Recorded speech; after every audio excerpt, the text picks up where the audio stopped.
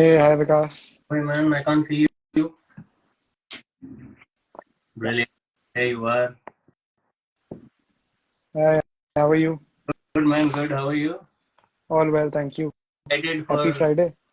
yeah, happy Friday. Where's your single malt I'll be opening up after this session. after this? Yeah, let's Yeah, of give course. let's give maybe another minute for a couple of other people to join, and then we can start. Yeah, sure. So you told me that you are kind of a TGIF guy, you know?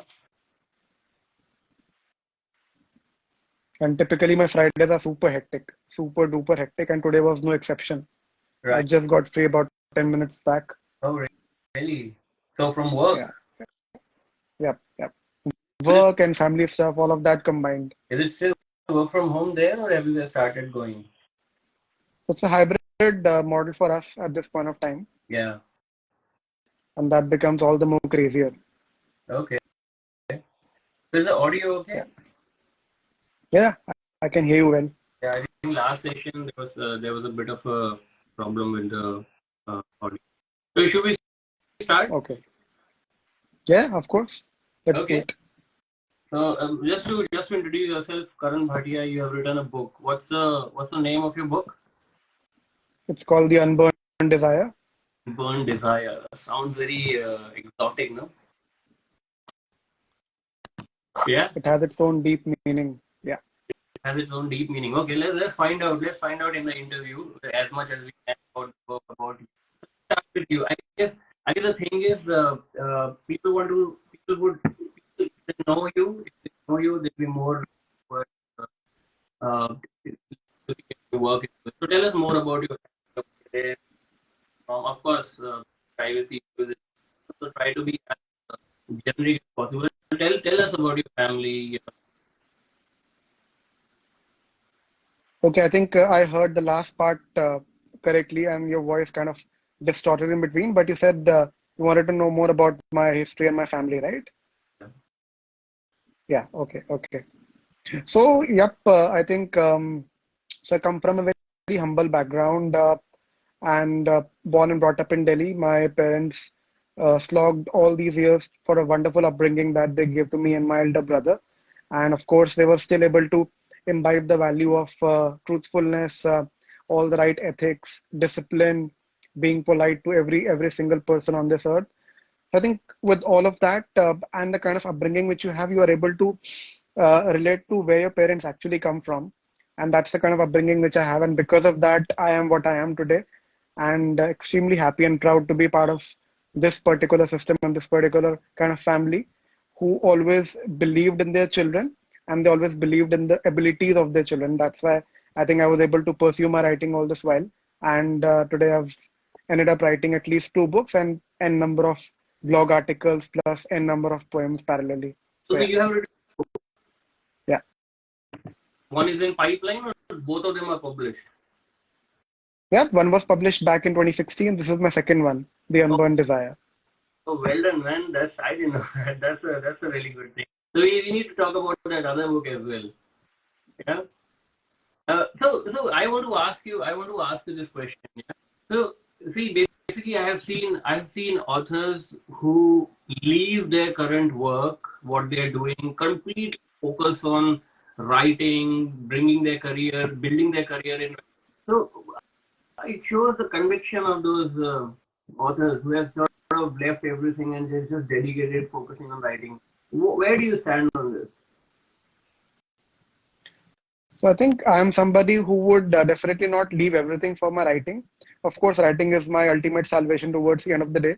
But I think I'm good at multitasking, and this job that I do the entire day gives me a kick to again go back and get that creativity quotient from something else, and that something else is writing for me.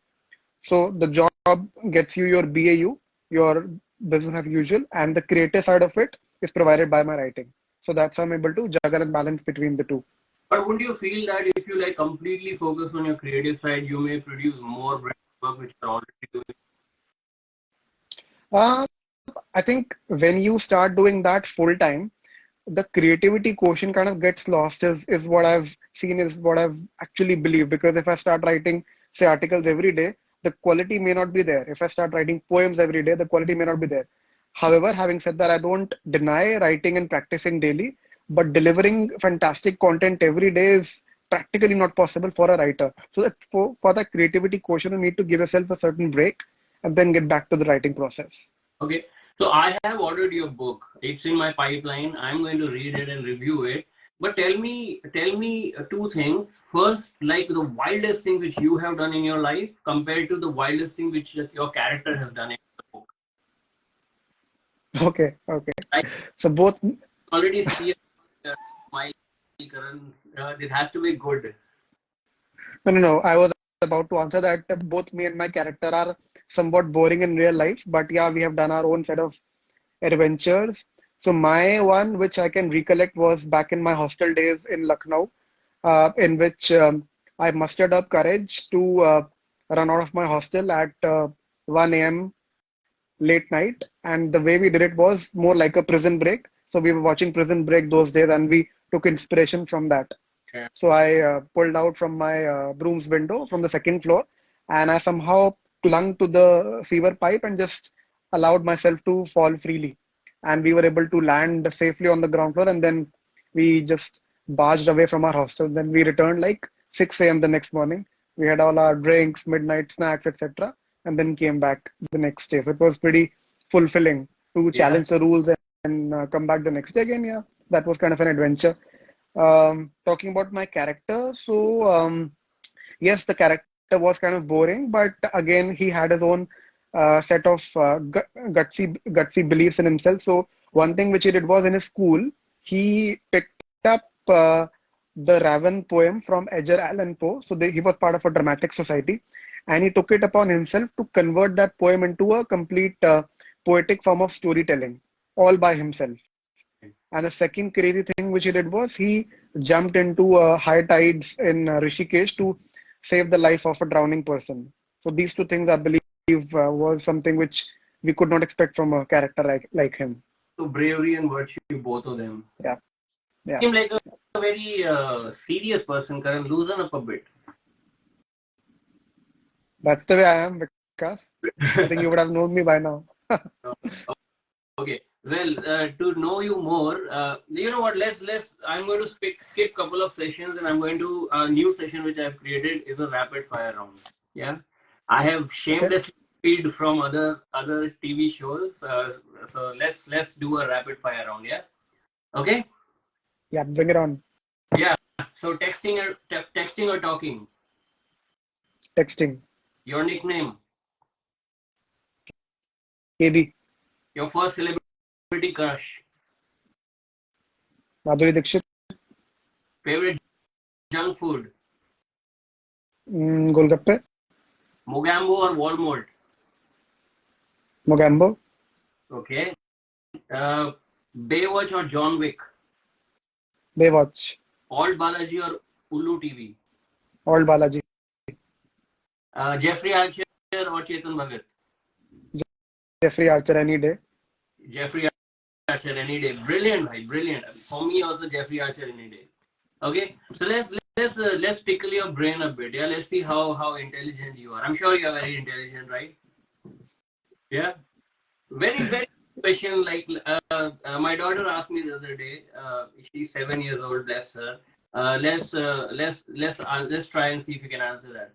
So where do stars go in the morning? Okay, if that's a trick question, because stars don't move on their own, it's more about the Earth's rotation. But That's why we yeah, feel their movement. but where do they go? Even when the Earth rotates, you can still stars the other side of the Earth. No, where do they go in the morning? They don't go anywhere. They stay wherever they are in the Okay, universe. okay. And why don't we remember all our dreams? Because I dream of stories and then I write novels on those stories. So why don't we remember? Why don't I remember all my dreams so that I can write loads of books? I think this is an interesting one. And I read about this a couple of months back. It has to do with the REM, rapid eye movement. So Hmm. some dreams we see, so dreams which we see are primarily when we are in a deep sleep at a REM movement. But when during the sleep we are in a non-REM movement, At that time, we do not remember any of the dreams, and that's why we remember some of them partially and we forget most of them. Okay. So, so let me ask you a question. So there are like 10 lakh books published every year, and 90,000 books published in India alone. Why why do you think anyone should read your book? I think the differentiating factor in my book is it's a fiction plus logic and science. And I think no book will tell you the reality about the life after death and the journey of souls. I have actually done a lot of research on this subject, and based on that, I've uh, put that in my book. I've crafted that into a book. So anybody who's interested in this subject should definitely and will love picking up my book because it has all of those elements very finely nuanced and etched into the book. Have you read Dr. Brian Way's Many Lives, Many Masters? I think it's on the same subject, right? Correct, correct, correct. That's a really good book. So how do you measure success for your book? How do you measure success? Like, what is success for you? Is it like number of books you sold, number of people who have come back and reviewed you? What is successful? Or you're just writing, the books? What is the success for you? I think I want to enjoy the process more rather than looking at the outcomes. But of course, these small milestones and junctures are very important for an author's success. So I look at it, say every day, every week, like I look at any positive review coming from my book, any constructive review coming for my book from people who I don't know. That is one. And secondly, the success would be when the first print run completely gets sold out. And eventually, if it is adapted into different languages so that everybody across the country can read my book, I think that will be a measure of success for me. Okay, so you have written two books, right? You have written two books. Yeah. Someone would come to you and say that I'm going to write you a check of 10 lakh rupees right now. Tell me your books. Your name will not be there. They will be called from that person's book from that point of time. Will you do that? Not Or at all. any number, 50 lakhs, I don't know, 5 lakhs, any number. I think I won't be Bikau, Vikas, especially when it comes to my content in my book. That's a really good answer, bhai. I'm proud of you. So what is that one thing which you, if so now you have written two books, like they're already out in open, people are reviewing it, judging it, reading it. What is that one thing which you wish you had changed, you had done differently with the second book, the Unburn Desire? I think when I was writing the book, I was pretty carried away because of the USP which I wanted to show in the book, which mainly comes in the second half. So I think personally in the first half, I could have elaborated more on the life of all of these characters and maybe fleshed out it a little bit more, which I could not because I was pretty carried away about the second half. And I was very eager to get to and jump to the second half and just write about it, the journey of souls. So maybe I think I could have been a bit better at that, but overall I'm satisfied.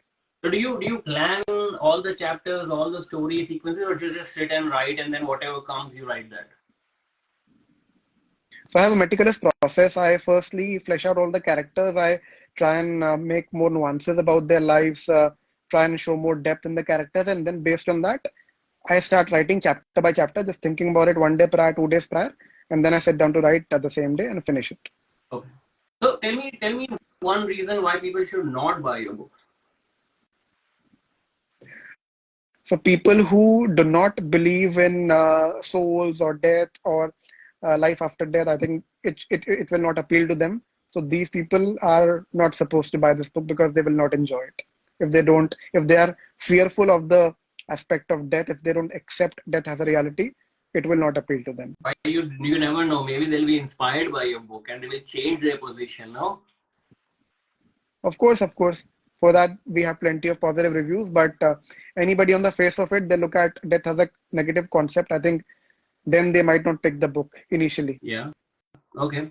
Okay. So where do you stand on? Let's move away from the books for a bit and let's move away from your social general knowledge or general societal. So where do you stand on abrogation of Article 370 Jammu and Kashmir? Okay, this comes out of the blue. Okay, so I think everybody has an opinion on this. Even I have, Yeah. and it is subject to interpretation because it's a very sensitive issue. Personally, I feel it was a step in the right direction, and it has also positively impacted JNK. However, the consultation part was missing with the local folks. And because that was not done correctly, it was not done at all. If that was done correctly, maybe the acceptance would have been much better. So if you take a decision about your family, of course you will consult them, right? You cannot do it in isolation. This decision, I think, was taken in isolation, and that's why people are still till date trying to contest it and trying to go against it. So what are you, bhai? Are you Modi supporter or are you anti-national? So I am in favor of women rights. I am not a communal person, and I hate unnecessary communalism and non-violence. So you can clearly understand which side I am on. Okay, okay, well, uh, okay. Let's lighten the mood bit. Tell us a Yeah. joke. Okay. So I am somebody who's been fond of Hati Cheety jokes, but I won't call that out here. What Maybe a is? small riddle, I don't know that. What is that? those elephant and ant jokes, but I won't call that out right now. So maybe one joke which comes to my mind is why did the scarecrow win an award? The answer is because he was always outstanding in his field. Yeah, yeah. Okay, good, man, good. So, if you want to summarize your life in one word, what would that be? Hmm. On one word, maybe incomplete, because I keep yearning for something or the other every single time. Brilliant, brilliant answer. So, I'm going to ask this question. Yeah, I'm just going to ask this question. I thought I'll not ask it. You see, I mean, okay, just for everyone, my very first interaction was with Karan a couple of weeks ago, and he sort of gave me transparent, brilliant advice, which I have not received for so many months and so many people. So, like you are you genuinely that nice person, or is it just facade?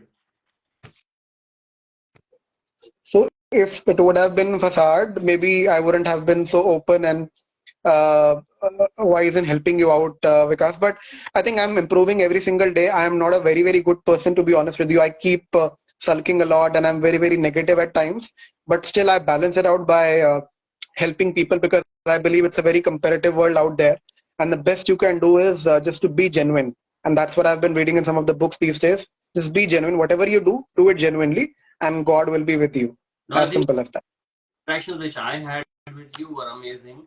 One thing which we probably missed, and sorry, this is my fault because this is only second interview. We are doing a giveaway as well. So those who have not bought Karan's book, he's going to give away those books. So you just have to buy the book, send the screenshot of the purchase to either to him or me on Instagram DM, and then you'll get an Amazon voucher or refund. We should have done this before we started. I see a lot of people have joined a little late, and now we are almost finishing. So I just open it for audience question. If anyone has any questions, Karan would be happy to answer them. Does anyone have any questions, specific questions for him on his books?